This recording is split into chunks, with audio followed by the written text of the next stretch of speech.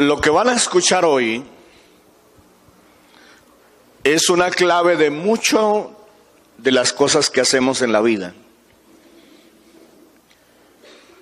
De por qué funcionan y por qué otras no funcionan.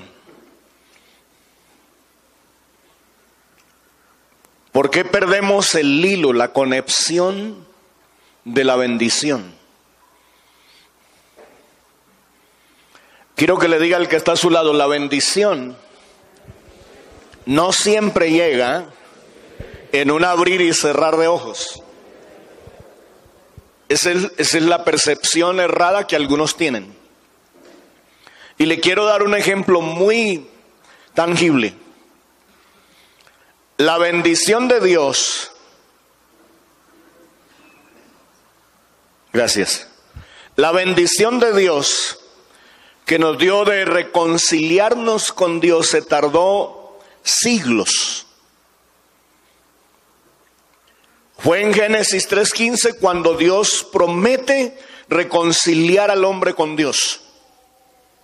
Pero se pasaron siglos, siglos tras siglos para que se cumpliera lo que Dios le había dicho a Adán y Eva en Génesis 3:15. Ahora Dios sabe que usted y yo no vivimos siglos. Dios sabe que vivimos años. Pero por eso mismo muchas bendiciones no llegan de un mes para otro ni de un año para otro.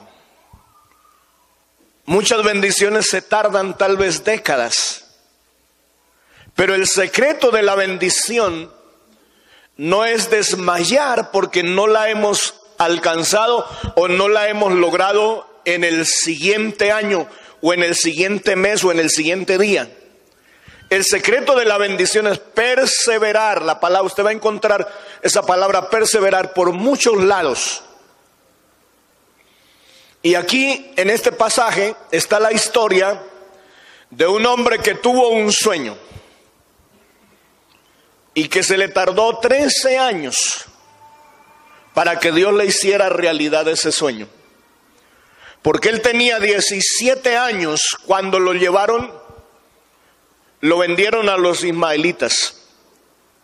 Pero tenía 30 años cuando Dios se acordó de él y lo mandó a sacar de la cárcel para convertirlo en el señor de Egipto.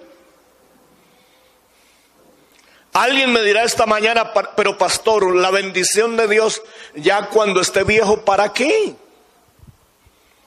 Yo le quiero decir esta mañana, para que usted y yo la disfrutemos. Diga conmigo, para que la disfrutemos. Pero la clave de esa bendición es la perseverancia, perseverar en lo que Dios ha prometido. Y aquí quiero recordarles una segunda cosa que siempre les he dicho. Dios jamás se queda con lo que es suyo. Dios siempre le da al hombre. Dios siempre le da al padre, a la madre, al hijo, a la suegra, al suegro. Dios siempre nos da a nosotros lo que es de nosotros.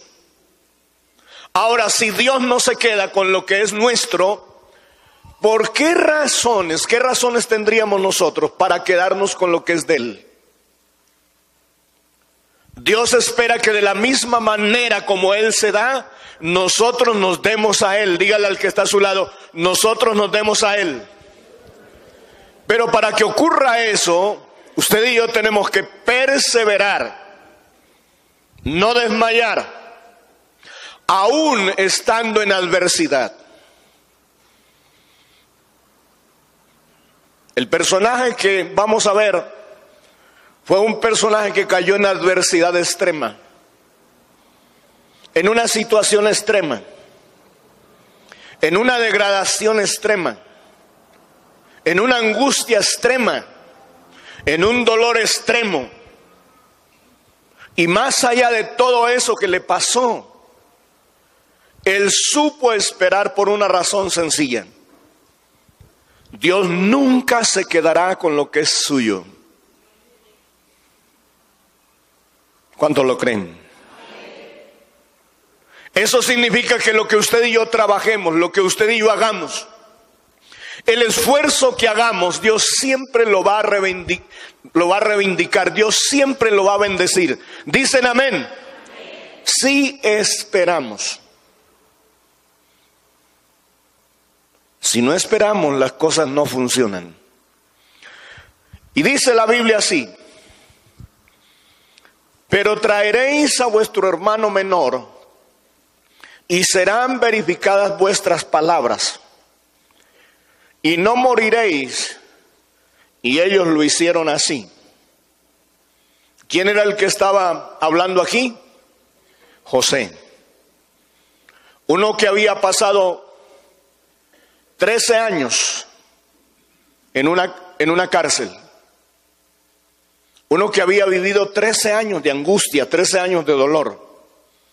Ahora está frente a unas personas que están reviviendo, están otra vez recordando ese dolor que vieron 17 años atrás.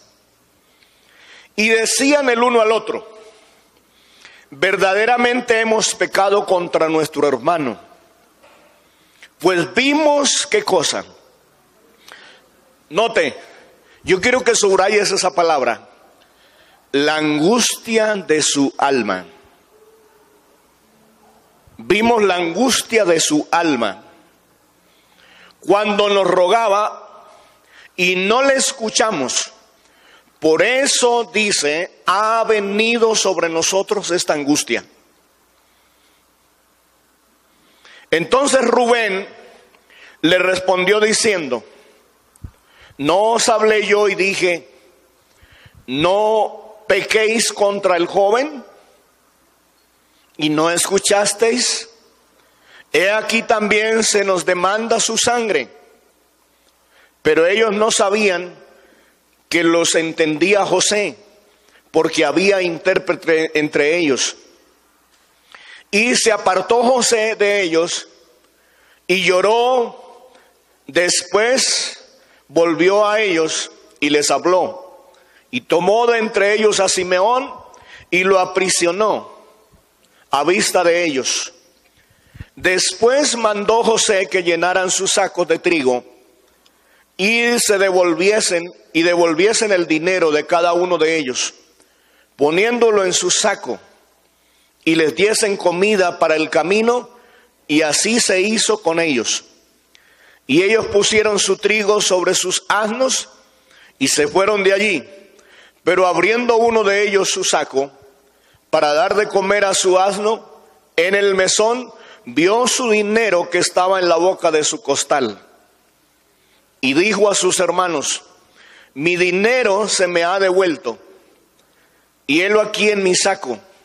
Entonces se les sobresaltó el corazón, y espantados dijeron el uno al otro: ¿qué es esto que ha hecho Dios? La pregunta equivocada que muchas veces nosotros hacemos.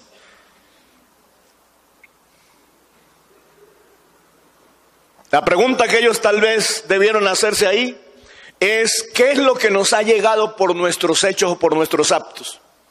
Pero mire la pregunta que están haciendo: ¿qué es esto que nos ha hecho Dios? Siempre que las cosas salen mal, siempre que algo no resulta bien, la persona más oportuna para culpar de lo que nos pasa es Dios. Dios, ¿por qué me pasa eso? Dios, ¿por qué tengo que pasar por esto? Dios, ¿por qué yo tengo que vivir esto? Dios, ¿por qué tengo que sufrir esto?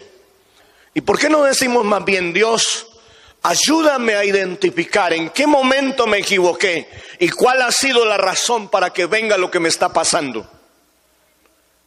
Porque no hay ninguna consecuencia en la vida, no hay nada que pase en la vida, no hay nada que nos venga a nosotros que no tenga una raíz ni tenga un principio.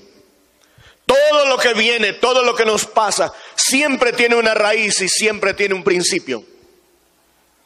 Y ese principio generalmente son nuestros propios hechos, nuestros propios actos, nuestra propia conducta, nuestra manera de obrar, nuestra manera de actuar, nuestra manera de presentarnos delante de Dios, la actitud que nosotros tenemos. Eso hace que determine muchas cosas en la vida nuestra. Ahora, el domingo pasado estuvimos hablando que la pereza es una piraña que se viene por cardúmenes, por montones, y hace demasiado daño. Y dijimos también el domingo pasado que la duda es otra piraña que hace estragos en la vida del hombre. Y hoy vamos a continuar con esta serie. Y hoy vamos a hablar de la piraña de la angustia. Aquí en el pasaje que leímos dicen, y decían el uno al otro, verdaderamente hemos pecado contra nuestro hermano, pues vimos la angustia de ¿qué? ¿La angustia de qué? De su alma. Aquí quiero decirles tres cosas.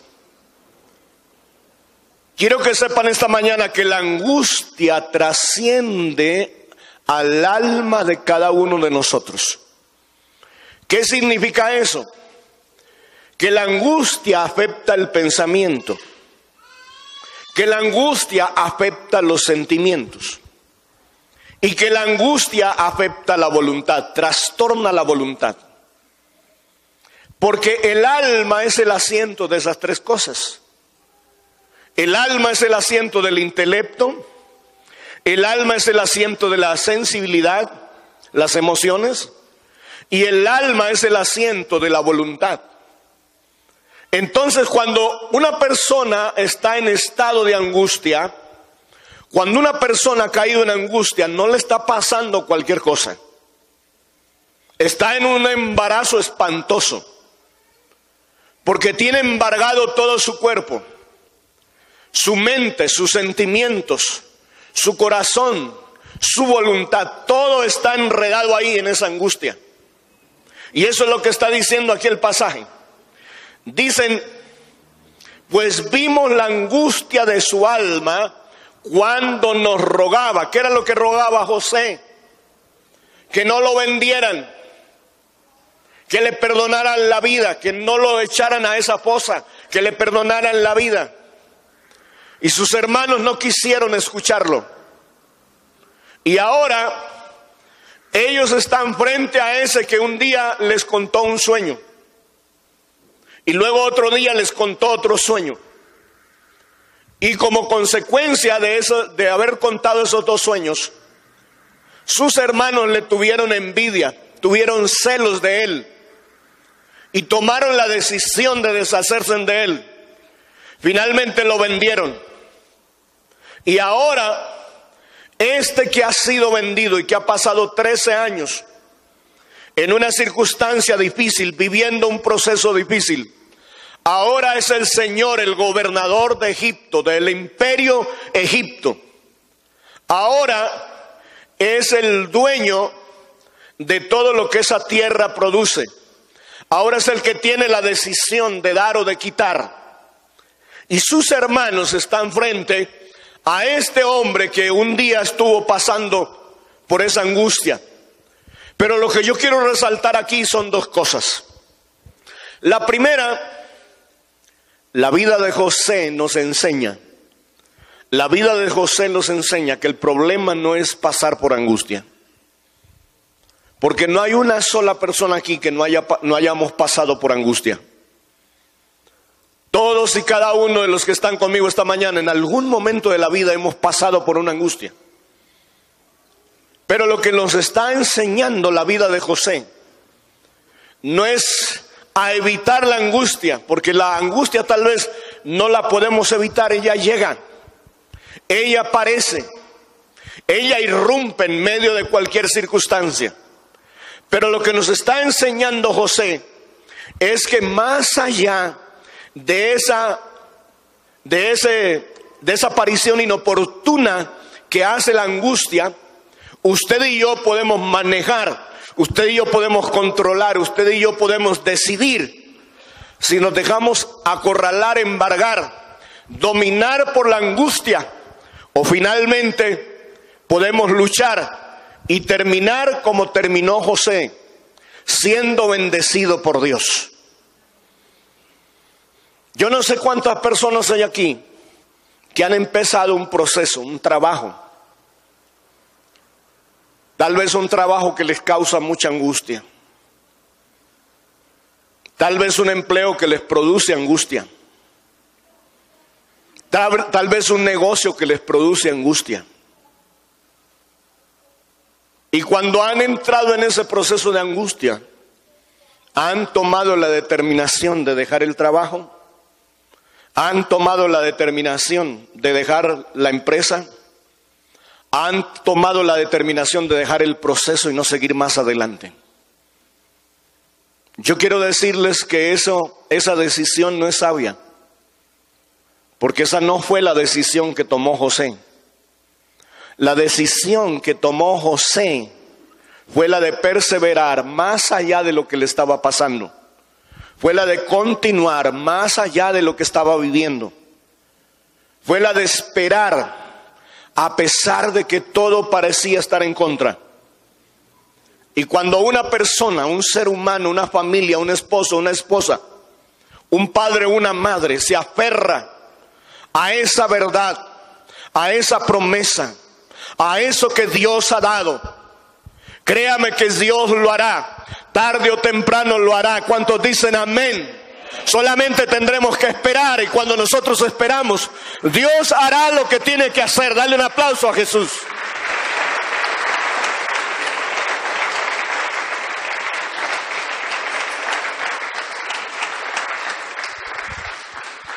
Ahora tal vez estés pensando, la otra vez que yo empecé algo que era bueno, pero cuando vino la primera dificultad, ¿qué fue lo que hicimos? Lo dejamos. Cuando vino la primera crisis, ¿qué hicimos? Lo dejamos. Ahora tal vez esté recordando el otro trabajo que tal vez la otra vez tenía. Y tal vez estés pensando, y era como mejor que este. Pero el problema era que en ese trabajo estaba pasando una angustia. Y no supo sobrellevar esa angustia. No supo afrontar esa angustia. No supo mitigar esa angustia. Porque no entendió en ese proceso, no entendió en ese momento, no entendió en esa experiencia, que muchas veces Dios permite este tipo de cosas. Muchas veces Dios nos funde en este tipo de cosas para luego llevarnos a una dimensión mayor, para luego finalmente darnos la bendición. Porque Dios no nos da las cosas, dígale al que está a su lado, Dios no nos da las cosas sin antes prepararnos para recibirlas. Dicen amén.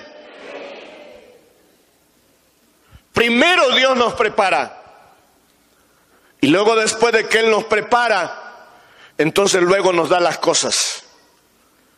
Y eso es lo que conocemos como proceso. Dios es un Dios de procesos. Diga conmigo, Dios es un Dios de procesos. Dios es un Dios de procesos. Dicen amén. Dios es un Dios de procesos. Vienen momentos difíciles, vienen momentos de desánimos.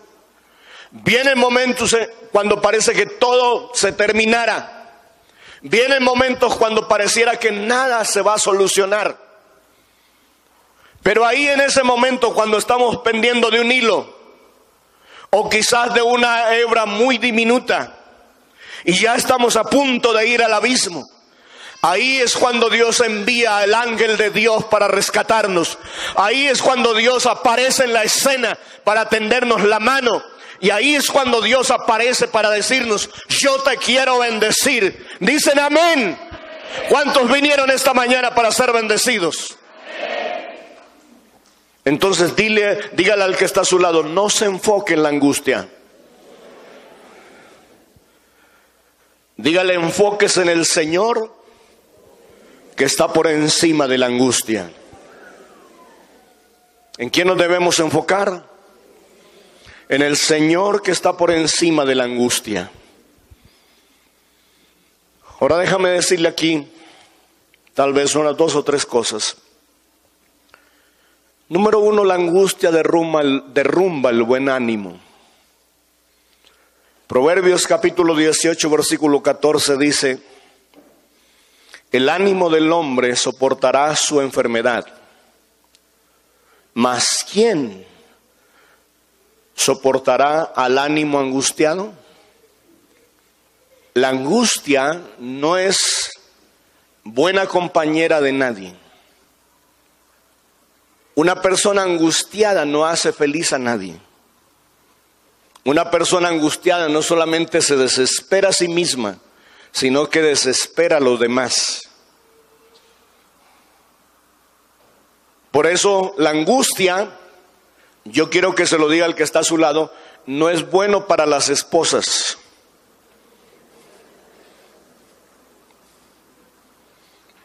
Diga, la angustia tampoco es buena para los esposos. Porque desespera al cónyuge, dígale. No solo se desespera la persona, sino que desespera al cónyuge. Y dice aquí el proverbio, el ánimo del hombre soportará su enfermedad. Uno se aguanta estar enfermo, uno se aguanta tener otro tipo de dificultades, pero que una persona lo esté angustiando y lo esté angustiando, eso sí ha sido lo más difícil para el ser humano. Porque cuando hay una persona que lo angustia, esa no es una persona que trae paz, esa no es una persona que trae bendición, esa no es una persona que trae esperanza, es una persona que produce dolor. Mas ¿quién soportará al ánimo angustiado? Entonces dígale al que está a su lado, la angustia derrumba el buen ánimo. ¿Qué hace la angustia?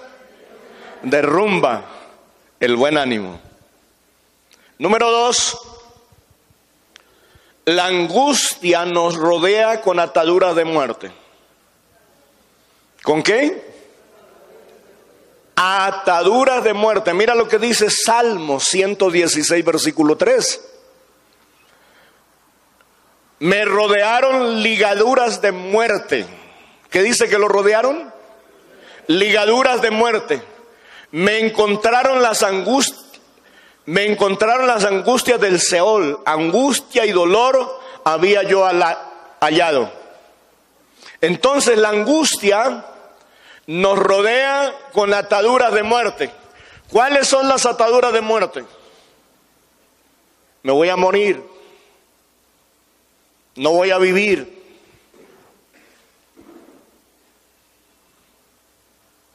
Se pierde la esperanza, se pierde la fe de ser sanado. No cree que Dios lo puede hacer. ¿Y cuántos creen esta mañana que Dios ya lo hizo? Ni siquiera les voy a decir que Dios lo puede hacer. Déjenme decirles, ya Dios lo hizo. Ahora, ¿cuántos lo reciben esta mañana? Dígale al que está a su lado, yo lo recibo por la fe en el poder de Jesucristo. Dicen amén. No es para que Dios lo haga, Él ya lo hizo.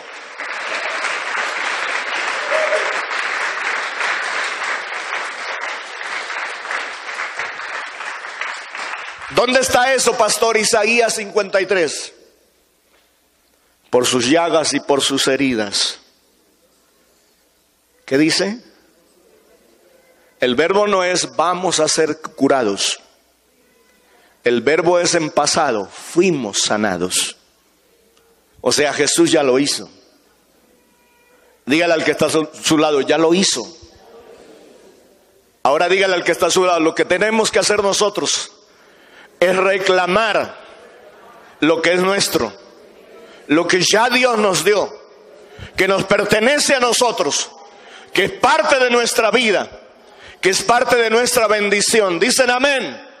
Eso es lo que tenemos que hacer. Ni siquiera esperar si Dios lo va a hacer. Ya Dios lo hizo. ¿Cuántos dicen amén? Ya Dios lo hizo, ya Dios lo hizo. Dale un aplauso a Jesús.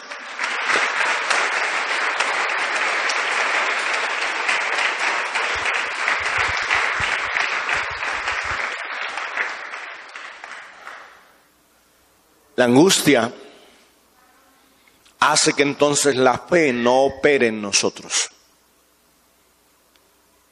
Hace que la fe encuentre una barrera, una oposición, y no se manifiesta en la vida nuestra el poder de Dios. Número 3, la angustia es propia del Seol. La angustia es propia del Seol. La palabra Seol se traduce como sepulcro y la palabra Seol también se traduce como infierno. La palabra Seol se traduce como sepulcro y la palabra Seol también traduce infierno.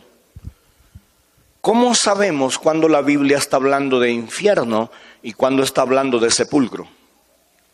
Por el contexto de lo que sigue diciendo el pasaje. En un sepulcro, por ejemplo, no hay llamas. En un sepulcro no hay fuego. En un sepulcro no hay tormento para el muerto. En un sepulcro. Pero en el infierno sí. Entonces, cuando encuentres la palabra Seol rodeada de esos acontecimientos, como en Lucas 16, 19, donde habla de Lázaro y el rico, usted se va a dar cuenta que allí esa palabra Seol no es sepulcro. Allí esa palabra Seol es infierno. Pero yo lo que quiero resaltar aquí son dos cosas. Sea sepulcro o sea infierno, en las dos circunstancias, en los dos contextos hay dolor. Y eso es lo que está diciendo aquí el pasaje. Me encontraron las angustias del Seol. Yo no he visto todavía el primer entierro donde no haya dolor. Todo entierro hay dolor. Toda muerte trae dolor. Toda pérdida trae dolor. Toda persona que se va deja dolor. Todo familiar que nos deja dolor. Así no hayamos estado muy cerca de él. Así hayamos vivido distanciados de él. Esa persona nos deja dolor. Entonces la angustia es propia del Seol. Pero si hablamos del infierno, en el infierno hay mucho más dolor. En el infierno hay llanto también. En el infierno hay gritos, hay desesperación, hay angustia. En el infierno no hay esperanza. En el infierno ya no hay salida para nadie. Por eso, Salmo 116:3 dice: me rodearon ligaduras de muerte. Me encontraron las angustias del Seol. Angustia y dolor había yo hallado. Entonces la angustia es propia del Seol. Dígale al que está a su lado: no es bueno dejarnos dominar de la angustia. ¿Por qué les estoy diciendo no es bueno dejarnos dominar? Porque la angustia va a llegar. Pero lo que sí podemos evitar es que ella nos domine. Yo voy a darles un ejemplo. Usted sale a la calle, por ejemplo, y usted no puede impedir que los pájaros vuelen por encima de su cabeza. Usted no puede poner una barrera arriba y un letrero que diga: aquí estoy yo, por aquí, por encima nadie pasa. Las aves siempre van a volar por donde quieran. Y no vas a poder impedir que ellas vuelen por donde quieran. Pero lo que sí podemos impedir usted y yo es que ellas hagan nido en nuestra cabeza. Eso sí, tal vez nunca se lo vamos a permitir. Nunca le vamos a permitir que ellas hagan nido en nuestra cabeza. De la misma manera, la angustia no se podrá evitar que llegue. Ella vendrá. Pero usted y yo podemos evitar que ella haga nido en nuestro intelecto, que ella haga nido en nuestra sensibilidad y que ella haga nido en nuestra voluntad. En otras palabras, podemos evitar que ella nos ate, nos amarre, nos tome preso. Eso lo podemos evitar. Ahora, número 8, la piraña del afán. Levántame la mano las personas que no se afanan.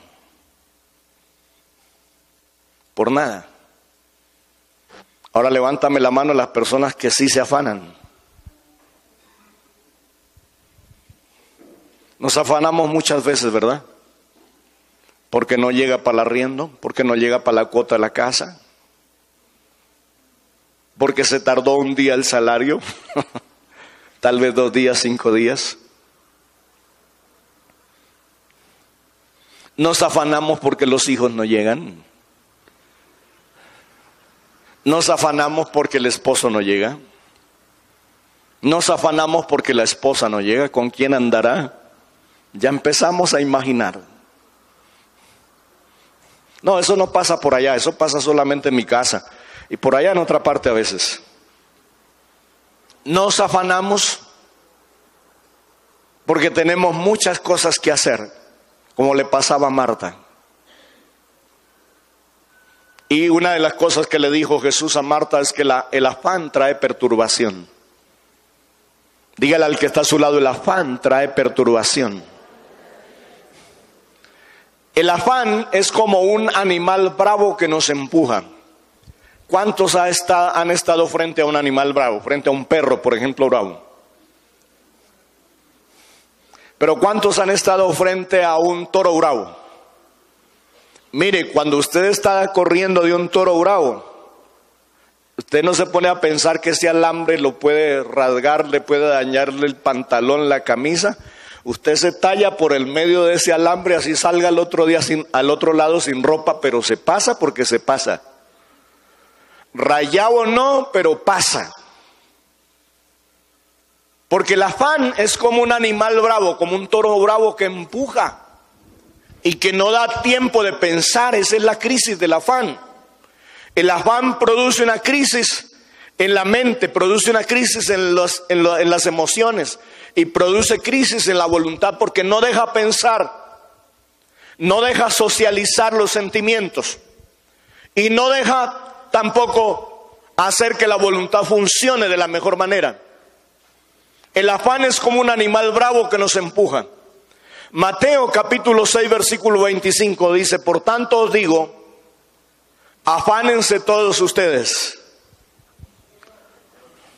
¿Cómo es que dice?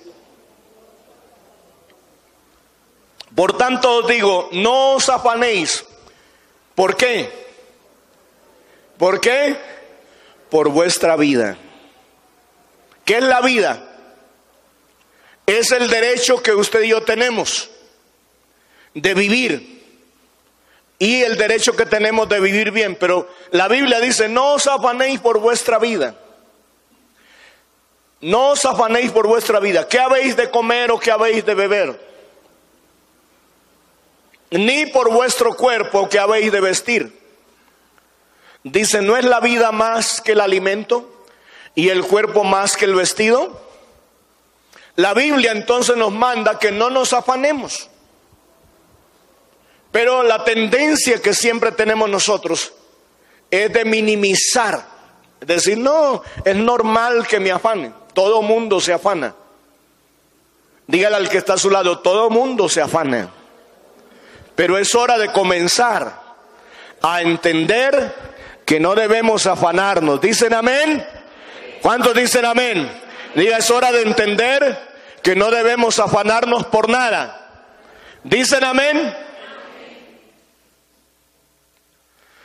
Ahora, número A, el afán no se enfoca en las cosas materiales y no en el Señor de las cosas. El afán no se enfoca en las cosas materiales. ¿En qué nos enfoca el afán? En la comida, en el vestido, en el carro, en la casa. ¿Por qué una persona quiere irse rápido de la iglesia? Porque allá en la mente tiene la idea: dejé la casa sola, el barrio es peligroso. Y aquí quiero recordarles una historia que una vez me contaron. Dicen que un vecino una vez invitó a la vecina y le dijo: vecina, yo la invito a la iglesia. Y la vecina le dijo: mira, vecina, lo que pasa es que yo no puedo dejar la casa sola. Y la amiga que la estaba invitando le dijo: no, tranquila, no se preocupe, vecina, el Señor se la cuida. Dijo: bueno, vecina, si es así, pues entonces vamos. Y ella llegó a la iglesia y le dicen, y dice el que estaba dirigiendo: ¿cuántos le dan la bienvenida al Señor? Bienvenido el Señor.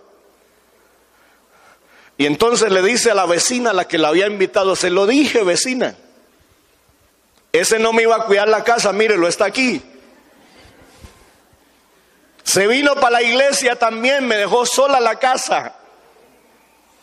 A veces pensamos que Dios no tiene la atribución, el atributo de ser omnipresente. Yo quiero que sepas que Dios es omnipresente. Él está aquí y está en su casa. ¿Cuántos dicen amén? Él está aquí y está en su casa. Pero ¿por qué nos queremos ir rápido? Por las cosas materiales. Por el almuerzo que tenemos que hacer. Es que tengo que irme rápido porque tengo que hacer el almuerzo. Es que tengo que irme rápido porque tengo que lavar la ropa. Es que tengo que irme rápido porque tengo que planchar. Es que tengo que irme rápido porque tengo que hacer determinada cosa. Ojo con esto. El afán nos enfoca en las cosas materiales.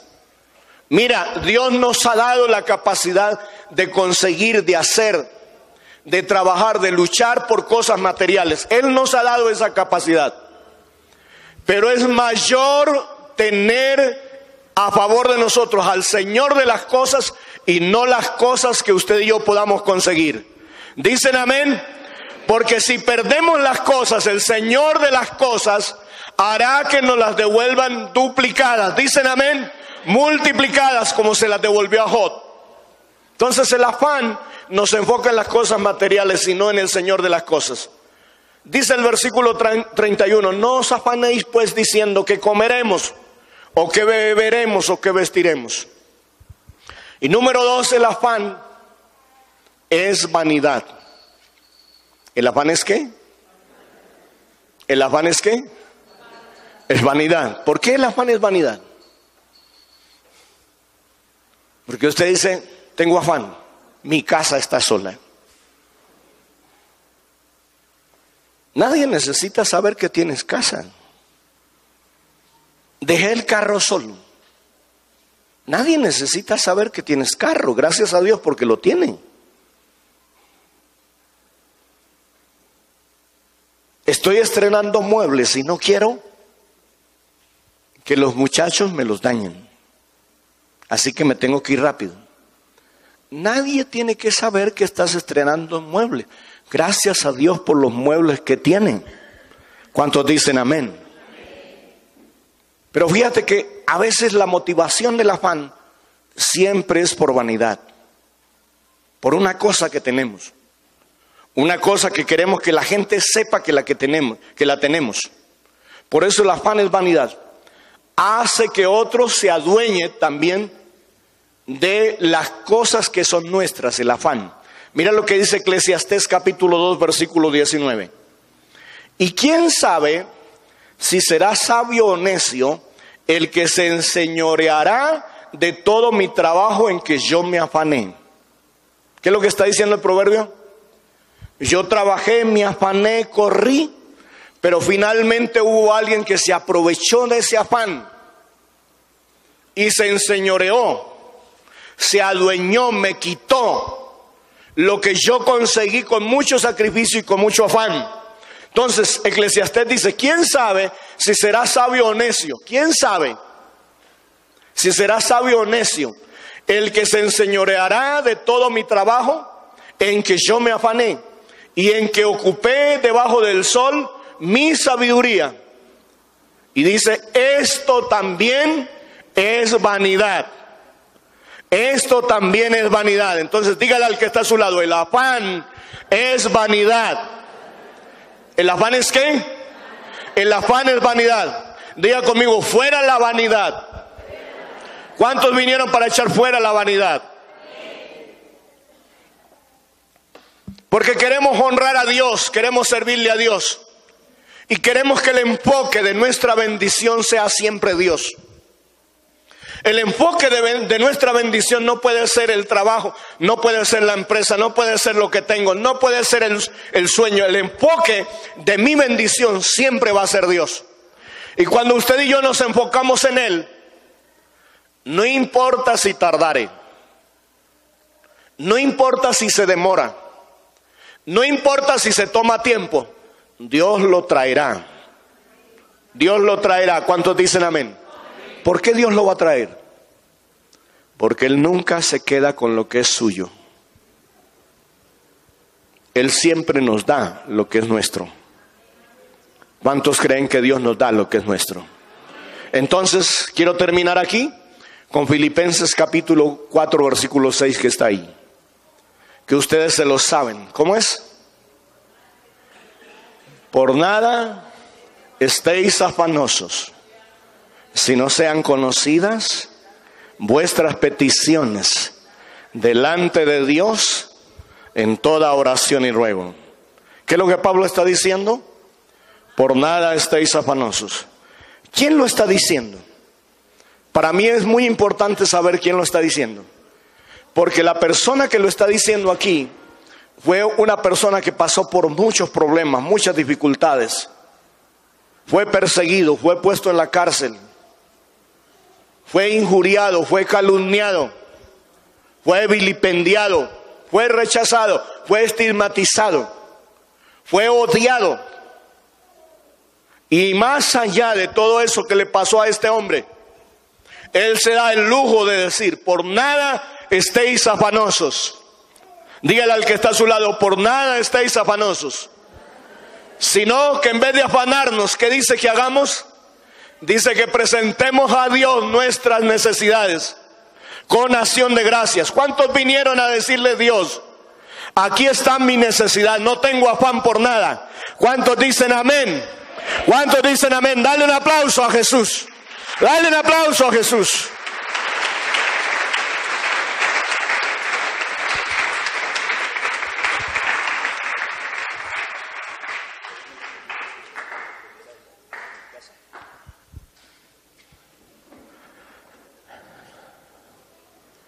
¿Cuántos creen que Dios lo va a hacer? ¿Cuánto se va a demorar? Yo no sé. Yo lo que sí puedo decirle con toda certeza es que Dios lo hará. Dios lo hará. Dios lo hará. ¿Cuántos creen que Dios lo hará? Dios lo hará. Dios lo hará. Dios lo hará. Dale un aplauso a Jesús.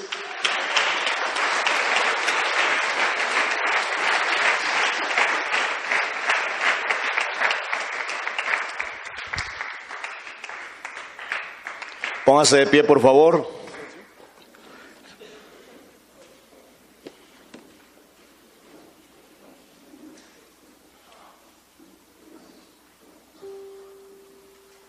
¿Cuántos vinieron esta mañana angustiados?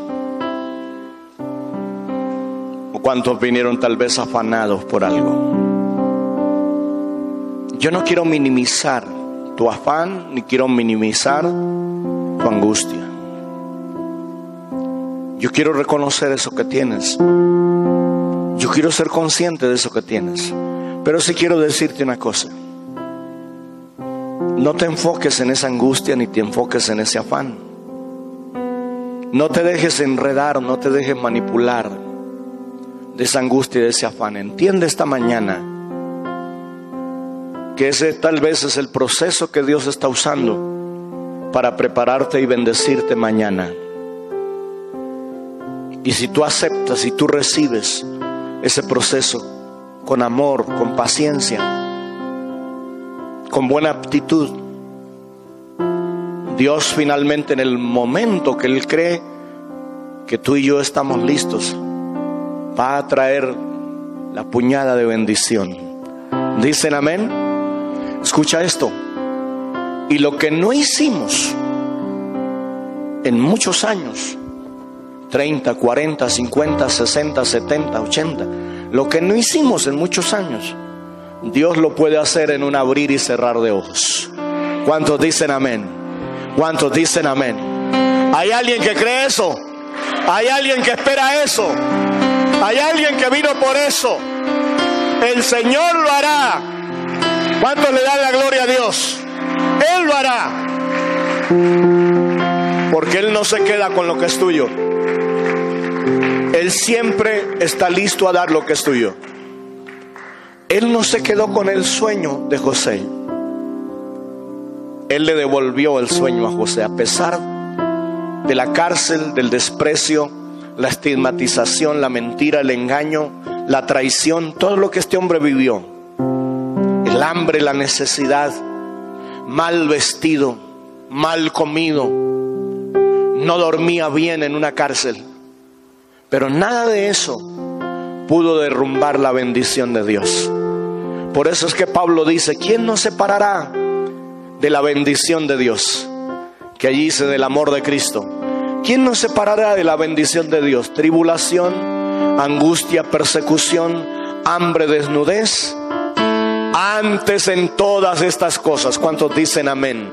Antes en todas estas cosas, ¿qué somos? Diga conmigo: somos más que vencedores. ¿Qué somos nosotros? Diga conmigo: más que vencedores. Yo quiero que aplauda al que crea que es más que vencedor esta mañana.